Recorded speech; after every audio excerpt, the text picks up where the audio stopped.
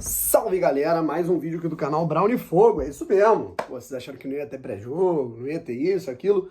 Meu camarada, correria insana, os Jogos Olímpicos definitivamente começaram, até antes, né, inclusive, da abertura, né, da cerimônia de abertura que acontece na próxima sexta-feira, tá legal?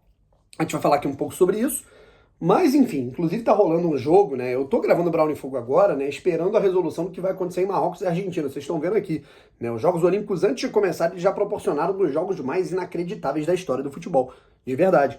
A Argentina mete um gol, a Almada, inclusive, faz uma jogadaça, né? Então, até a gente pode puxar esse gancho. Eu estava torcendo contra a Argentina, eu comemorei os 2 gols do Marrocos, mas a Almada mete uma jogadaça, não quer voltar? Porra, Almada, que isso? Brincadeiras à parte. A Almada faz uma linda jogada e a Argentina empata um jogo em que a arbitragem deu 15 minutos de acréscimos, eles empatam no 16º minuto, ainda estava impedido.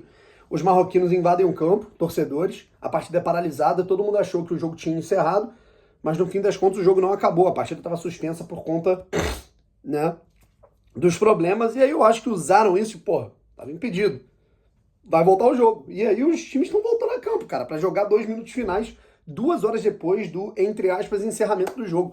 Uma loucura. Enfim, e a gente já começa aqui, inclusive, falando sobre isso. Né? O Almada fez a sua estreia com a camisa da seleção argentina. O Almada, porra, tipo assim, jogou uma barbaridade. O cara mudou o jogo, o cara participou dos 2 gols, o cara fez uma jogadaça absurda, né, que ocasionou nesse suposto gol de empate da seleção da Argentina. Então foi a melhor coisa, né, porque a gente viu o Almada jogando uma bola absurda, o Almada jogou uma barbaridade nessa partida, o que dá esperança pro torcedor botafoguense, e a Argentina, em tese, perdeu. Então, há uma possibilidade aí grande, cara, da gente ver uma Argentina sendo eliminada de maneira precoce, porque é realmente um time muito fraco. Né? O único mais velho aí que foi para as Olimpíadas foi o Julián Álvares, né? E de resto, cara, a gente teve a Argentina, né? Ela tendo aí, cara, jovens, né? E esse novo ciclo, né? Essa nova safra de jogadores da Argentina não tá muito boa, sabe? Tá passando por uma entre-safra argentina que não é muito legal. Enfim, e tomara que eles sejam eliminados logo de cara. Primeiro que a Argentina, segundo que, porra, o Almada voltando pro Botafogo de maneira mais rápida, né? E não às vésperas de um jogo contra o Palmeiras na Copa Libertadores, até porque nesse momento a gente está precisando. Falamos ali sobre a situação do Júnior Santos, falamos ontem sobre a situação do Eduardo, e agora nós falamos também sobre a situação do Jefinho, né? O Botafogo informou que o atleta Jefinho está internado no hospital devido a uma infecção nos pontos da cirurgia que ele fez no joelho, né, numa artroscopia que ele fez no joelho há algumas semanas, tá certo? O Jefinho, ele teve um problema na coxa depois de marcar aquele gol no jogo entre Botafogo e Universitário. Depois nós tivemos o Jefinho tendo um problema, né? Na verdade ele fez ali um procedimento, né, cara, para fortalecer aspectos musculares e depois descobriu-se essa situação no menisco. E agora teve esse problema relacionado a essa infecção que ele teve nos pontos do joelho. Portanto, ele já está internado há um tempo, tá? E o prazo de recuperação é de entre 1 e 2 semanas para que ele volte às atividades do Nonier e aí retoma força. Né? E aí, cara, a gente tá falando de um cara que ele tá deitado, né? Um cara que ele tá no hospital. Então, naturalmente, um maluco ainda vai ter que resgatar força, intensidade, né? Para que ele não tenha nenhum tipo de problema.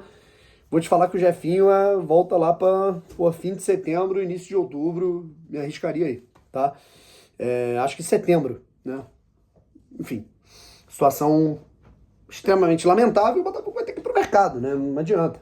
Inclusive, falando em mercado, o Botafogo tá buscando, né, um zagueiro, né? E um zagueiro que foi sondado, de acordo com o meu amigo Matheus Medeiros, foi o Tuta. Não é o Tuta, centroavante do Fluminense, e não é o Tuta, meu amigo lá de Teresópolis, né, que também é zagueiro, mas é o Tuta, que foi zagueiro brasileiro do Eintracht Frankfurt. E eu, sinceramente, cara, eu vou confessar que eu conheço pouco o futebol desse jogador, tá legal? Abaixo eu vou colocar até um link, né, cara, com algumas orientações aí de onde ele jogou, números, tudo mais. Enfim.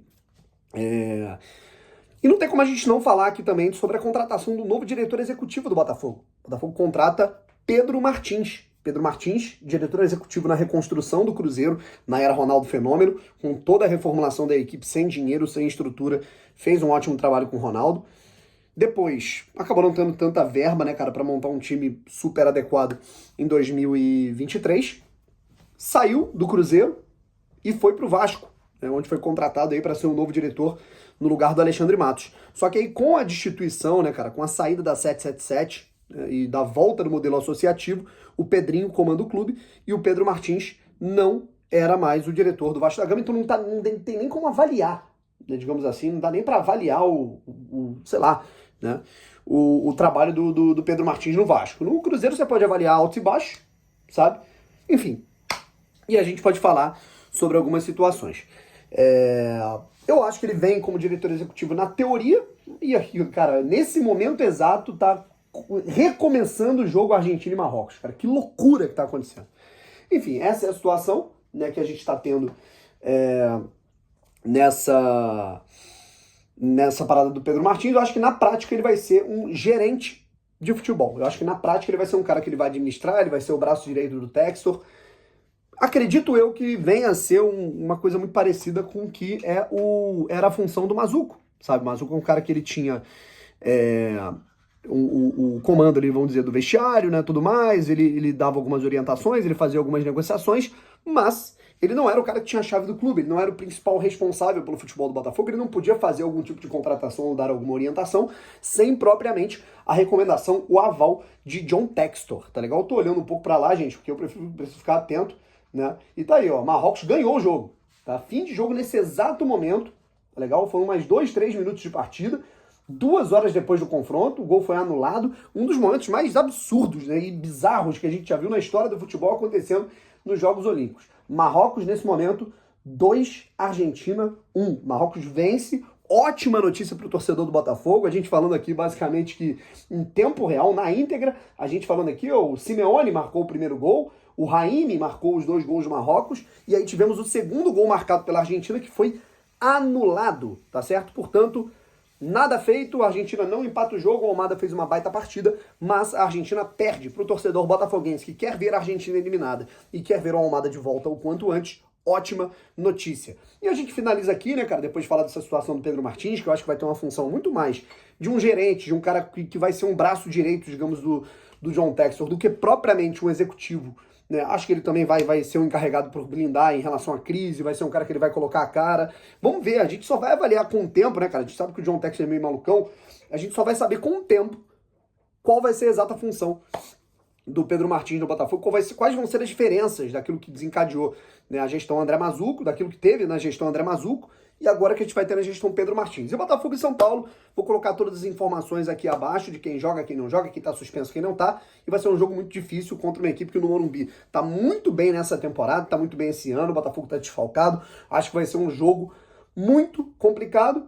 Óbvio, né, cara? Vou palpitar 1-0 pro Fogão, como vencendo alguns jogos importantíssimos na temporada, porém, se eu tivesse que ser racional, eu palpitaria hoje num 0-0 ou 1-1, tá legal? Mas vamos pra cima. Vamos ter confiança que o Botafogo vai ganhar. Um abraço, tamo junto e fui.